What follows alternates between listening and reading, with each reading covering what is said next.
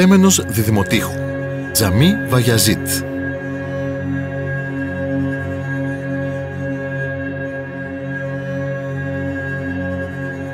Στην κεντρική πλατεία του διδημοτύχου, στη βάση του λόφου, όπου εντοπίζεται το βυζαντινό διδημότυχο, υψώνεται το λεγόμενο Τζαμί Βαγιαζίτ, ένα από τα πιο μεγαλόπρεπα οθωμανικά τεμένη στον ελλαδικό χώρο.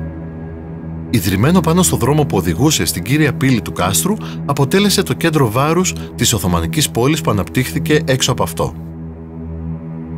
Σύμφωνα με παραδόσεις που ανάγονται στην εποχή του Τούρκου περιηγητή Ευλιγιά Τσελεμπί, 16ος αιώνας, η ανέγερσή του άρχισε από τον Σουλτάνο Βαγιαζίτ, τον Γιλντιρίμ Κεραυνό, αλλά δεν ολοκληρώθηκε λόγω των προβλημάτων που η επέλαση των Μογγόλων στη Μικρά Ασία δημιούργησε στα εσωτερικά του κράτους του.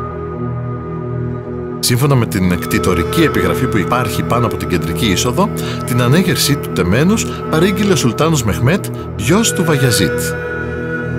Το τέμενος εγκαινιάστηκε το Μάρτιο του 1420.